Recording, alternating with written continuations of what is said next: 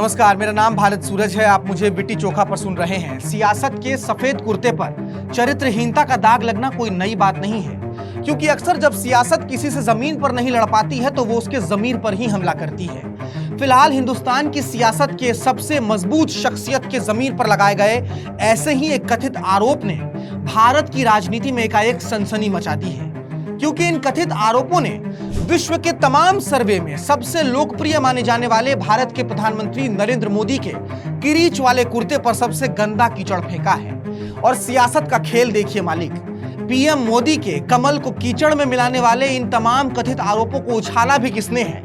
उस सुब्रमण्यम स्वामी ने, जो कभी पीएम मोदी की दृढ़ता की तारीफ करते हुए पत्रकारों को भी फटकार लगा देते थे, और उस मधु पूर्णिमा कीश्वर ने, जो कभी पीएम मोदी की सबसे कट्टर समर्थक हुआ करती थी, इतनी कट्टर कि पीएम मोदी की नुमाइश में उन्होंने उनकी आत्मकथा मोदी नामा तक लिख डाली। इन्हीं लोगों ने आज प्रधानमंत्री नरेंद्र मोदी के चरित्र को कटघरे में खड़ा कर दिया है। लेकिन इससे पहले कि मधु पूर्णिमा कीश्वर के कथित संगीन आरोपों वाले ट्वीट पर आपसे बात करूं, पहले इन आरोप को लगाने वाले इन दोनों पात्रों का परिचय आपको कराना जरूरी है।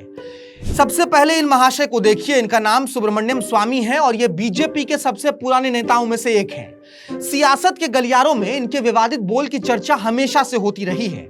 वो अलग बात है कि इससे पहले इनकी जुबानी जहर का कहर सिर्फ कांग्रेस और गांधी परिवार के लिए ही हुआ करता था, लेकिन 2019 में जब इनको मोदी के दूसरे कार्यकाल में जगह नहीं मिली, जब इनको मंत्री नहीं बनाया गया, तो साहब एकदम से बदल गए। कुछ सालों तक तो इनकी नाराजगी केवल ट्वीट पर ही नजर आई, लेकिन 2021 में जैसे ही सुब्रमण्यम स्वामी को बीजेपी ने अपने राष्ट्रीय कार्यकारिणी से भी हटाकर साइडलाइन कर दिया, वैसे ही इनकी जुबान कट्टर मोदी विरोधी हो गई।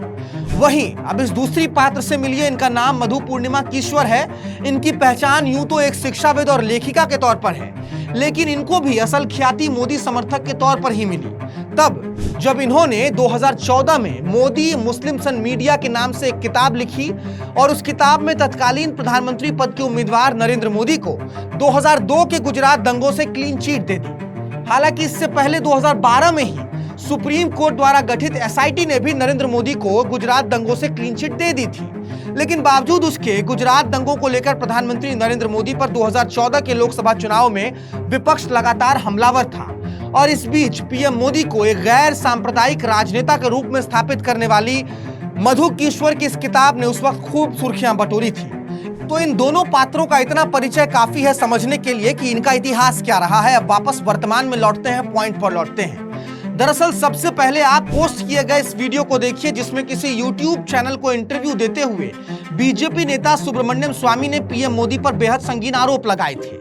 ये कथित आरोप थे चरित्रहीनता के, ये कथित आरोप थे महिलाओं पर जासूसी के। फिर क्या था? देखते ही देखते 24 मार्च 2026 का सुब्रमण्यम स्वामी का यह बयान ट्विटर के जंगल में आग की तरह फैल गया।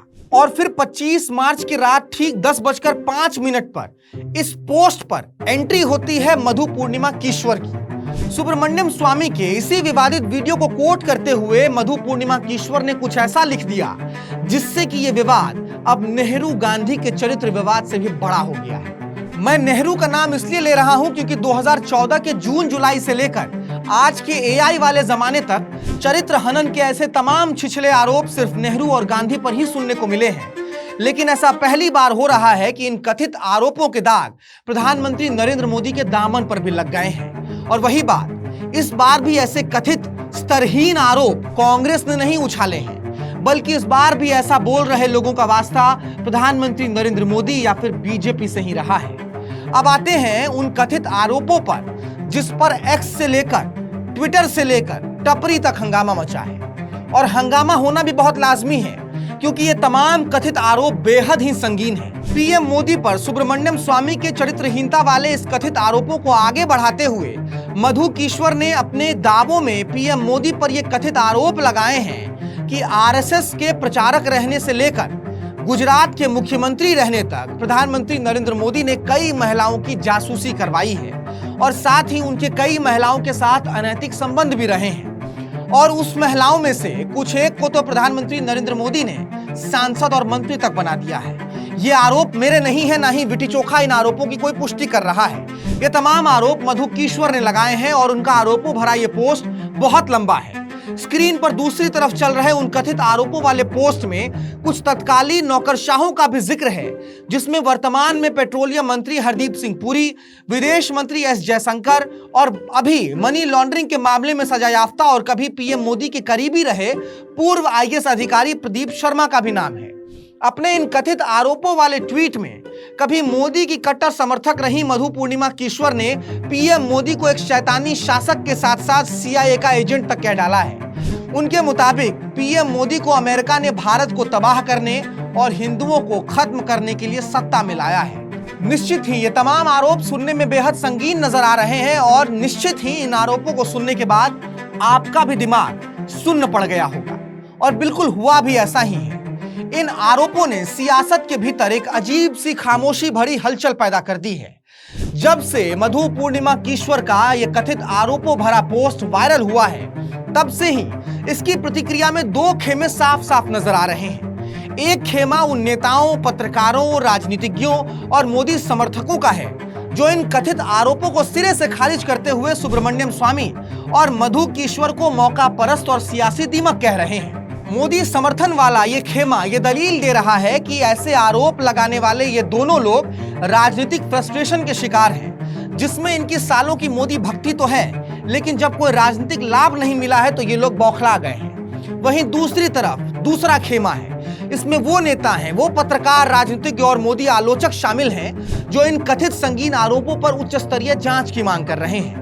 और इसी दूसरे खेमे ने ही फिलहाल दिल्ली में बीजेपी के मंत्री कपिल मिश्रा को भी खूब वायरल कर रखा है। कपिल मिश्रा का वो वीडियो खूब वायरल है जिसमें वो आप विधायक के तौर पर दिल्ली विधानसभा में एक एफिडेविट का हवाला देते हुए ऑन रिकॉर्ड ये कह रहे थे कि पीएम मोदी ने गुजरात में मुख्यमंत्री रहते हुए एक महिला की जासूसी करवाई थी। अब समझने वाली बात सुनिए, इन कथित आरोपों की पूरी कहानी सुनने के बाद आपके मन में भी कुछ सवाल जरूर उठ रहे होंगे। मसलन सवाल ये कि क्या इन कथित आरोपों में रत्ती भर भी कोई सच्चाई है या फिर ये सब कुछ सियासत की सस्ती मनगढ़ंत मनोहर कहानियां हैं। सवाल ये कि ऐसे कथित संगीन आरोप लगाने वाले बीजेपी नेता सुब्रमण्यम स्वामी और मधु पूर्णिमा कीश्वर के खिलाफ सरकारी तंत्र किसी तरीके से कोई शिकंजा कसेगा, जैसे वो राहुल गांधी के किसी बयान पर मानहानि का मुकदमा दायर करके करते हैं, या फिर सरकारी तंत्र सिर्फ इन कथित आरोपों को सोशल मीडिया से ही हटाने पर फोकस करेगा। मसलन सवाल ये कि क्या प्रधानमंत्री नरेंद्र मोदी अपने ऊपर लग रहे इन तमाम संगीन आरोपों पर खुद संज्ञान लेते हुए एक निष्पक्ष जांच का चैलेंज दे देंगे, या फिर आगामी विधानसभा चुनावों में इन तमाम कथित आरोपों को अपने ऊपर विपक्ष का गाली बताकर इन बेहद संगीन आरोपों को महज सियासी औजार बनाकर अपने हिस्से का सहानुभूति वोट बटोर ले जाएंगे। यह सवाल आपके मन में उठ रहा होगा, लेकिन इस सवाल के विपरीत कुछ और भी सवाल हैं जो आपके मन में पैदा होने चाहिए। जैसे कि अगर प्रधानमंत्री नरेंद्र मोदी के ऊपर लगाए जा रहे ये तमाम कथित आरोप बेहद ही सस्ती सियासत का पर्याय मान लिए जाएं, तो फिर बीजेपी के मंत्री गिरिराज सिंह के इस वीडियो को क्या कहा जाएगा जिसमें वो एआई से बनी तस्वीरों की प्रदर्शनी लगाकर पूर्व प्रधानमंत्री जवाहरलाल नेहरू को चरित्रहीन बता रहे थे। ये सवाल मन में आना चाहिए कि आज जब प्रधानमंत्री नरेंद्र मोदी के ऊपर चरित्रहीनता का कथित आरोप लगाने वाली मधु पूर्णिमा कीश्वर मानसिक तौर पर कुंठित लोगों की श्रेणी में आ गई हैं, तो फिर बीजेपी सांसद निशिकांत दुबे के उन बयानों को किस श्रेणी में रखा जाएगा जिसमें वो सदन से लेकर सड़क तक नेहरू, सोनिया और राहुल गांधी को अय्याश कहने से बाज नहीं आते थे, उनके व्यक्तिगत चरित्र को लेकर भी सवाल करने से नहीं कतराते थे।